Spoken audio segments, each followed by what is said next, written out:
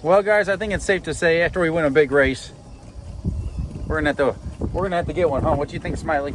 Smiley, do you think we're gonna have to get a golf cart after we win a big race, so we don't have to borrow Jeremy's no more to ride around his yard?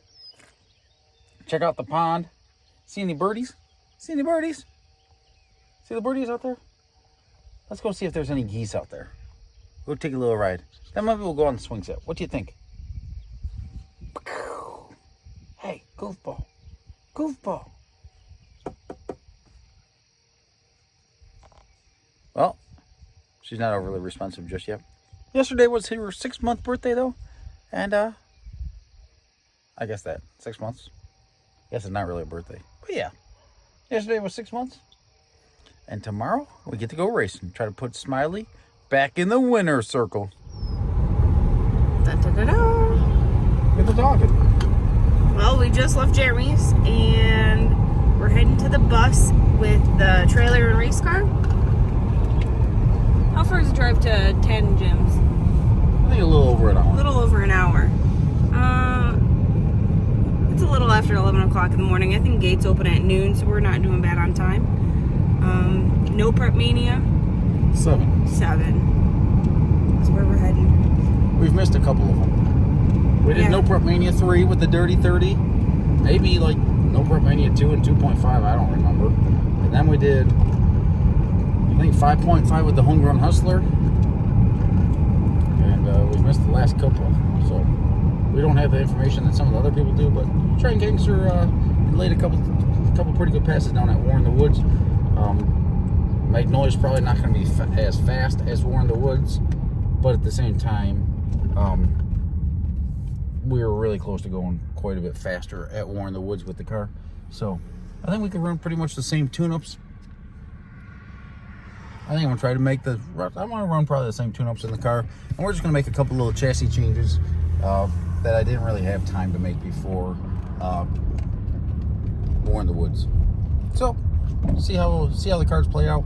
It's gonna be a pretty quick race. I wouldn't be surprised if there's 30 plus small tire cars out there. So if there's 30 plus small tire cars, it should be close to a $10,000 payout, and a $10,000 payout would be enough money. You know, I'm always in for splitting because, you know, it helps everyone go racing a little bit longer. So $10,000 payout. If we can win this deal and walk away with $7,500, it'll be a pretty good chunk of change. It'll cover all the changes that I want to make, or that I am making to Straight Gangster. Right now it's 100% investment into the program. But if we could cover the cost of that and then win this race, it'll give us enough fuel money and entry fee money to race the till probably the end of the July. But after this race, the car's coming apart. We might be able to test 2 weeks from now. A week and a half, 2 weeks from now, depending on how quick I go. But we have to unload the apartment, and well, the apartment's all packed up, but we have to move the apartment and by Thursday next week. By Thursday, and my parts should all be here to make some big changes to Straight Gangster by Tuesday. So see how the day goes.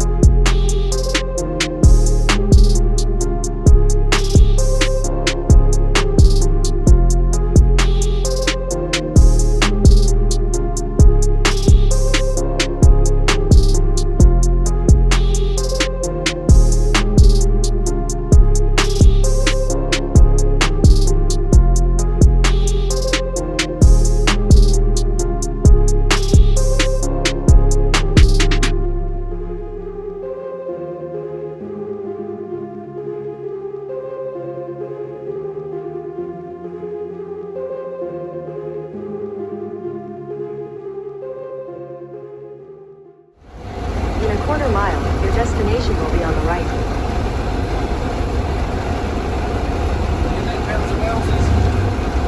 It's been a while since we've been at this track.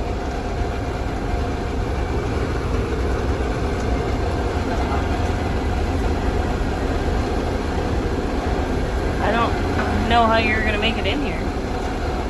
Very careful.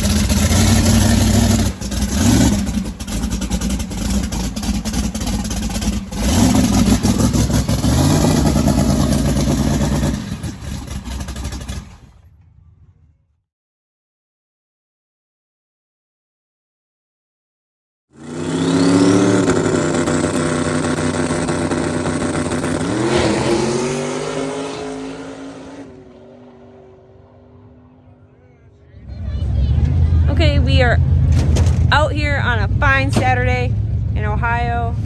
Tad and Jim's Dragway of Magnolia for No Prep Mania 7, 8. I don't remember what Nick just said. I'm bad at that. But we're running 2 classes, big tire and small tire, and they run back to back. Small tire obviously is first, and we are 13th pair in the right lane against Tom Sewell? Fuel injector guy. Fuel injector. All right, and then big tire, we're 6th pair in the right lane again against Frank. I don't know how to pronounce his last name, but it should be a good run. Nick's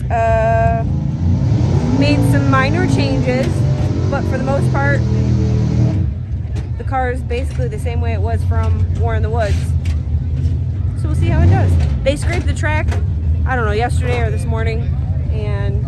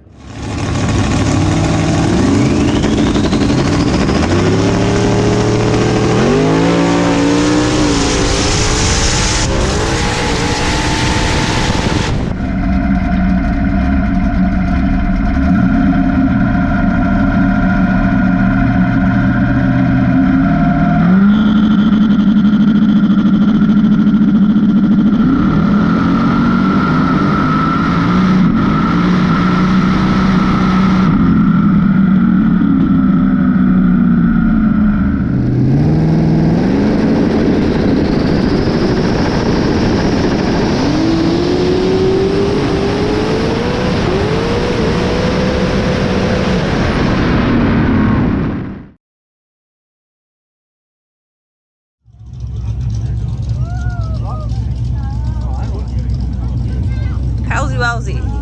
What? We got cut off short because we were about to run. Yeah. So how did first round of big and small tire go? First round of big and small both sucked. The drop axle got me both times. It porpoised the chassis and knocked the tire off of it. Talk to you soon. This time we made a change. We added some weight to the drop axle. I loosened the front suspension back up, and we're gonna. I don't know if this direct's gonna take it, but we're gonna try a 60 foot like we did at War in the Woods during the day, and I think the car will take it. We're gonna run that same chassis setup, the same tire pressure, same everything, same shock settings, basically the same tune-up till 1.25, and then we're calming the car down a little bit out till about 2.5 seconds, taking a little bit of power out of it. But yeah, if it goes, if it goes, it'll make the fastest pass the first round or second round here. But at the same time, like, you're supposed to be the fastest each round if you want to win the race. Like, you can't be bottom of the pack. You can't just get lucky. You know, second round, first round, second round, third round. There's a lot of good cars still in it. Tyler Cox has that little Mustang right there. It might not look like much, but that thing's been fast. Tommy's still in it. Billy's still in it. We're still in it. Tyler Cox is in it. Houston Payton, he's good drive. Hey, you gotta talk to the camera. There's a lot of, like, I got the list. I'll pop it up on the screen. there's a lot of fast cars still here in small tire. Like, this is going to be, I don't know if it's going to be the fastest No Prep Mania that there ever was, but it is the best quality cars that No Prep Mania has ever seen. So part of that gets in your head, maybe, where I could probably run my poor puddle tune up in this thing and like do pretty freaking well out here, but You're not here to be mediocre. I'm not here to be mediocre. This is the last race with the car the way it sits, and I need to be able to get information on what works and what doesn't work in case we decide to put the drop axle back in the car at some point in the next near future. But First round kind of justified even more like cost us what we're gonna be doing. Yeah. And what happened last night when we were watching No Prep Mania 3.0 of the Dirty 30? The front wheel popped up. I did the same thing.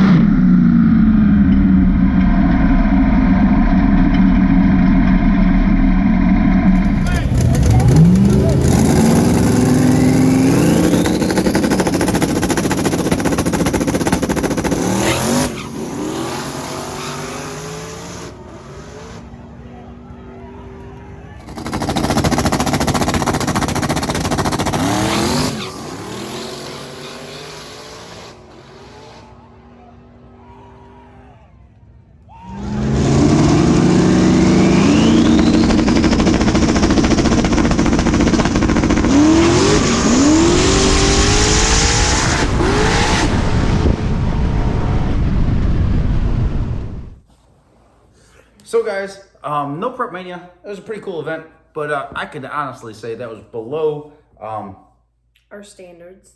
Our standards, yeah.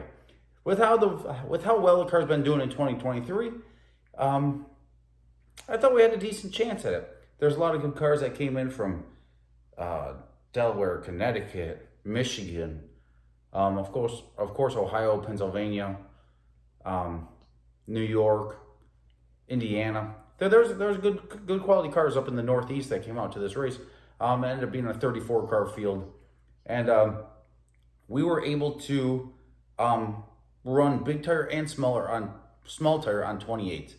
And with the issues we had at War in the Woods, the issues that we had with first round and fourth round, I figured it was a wise investment to enter big tire and get a second hit at the track on big tire.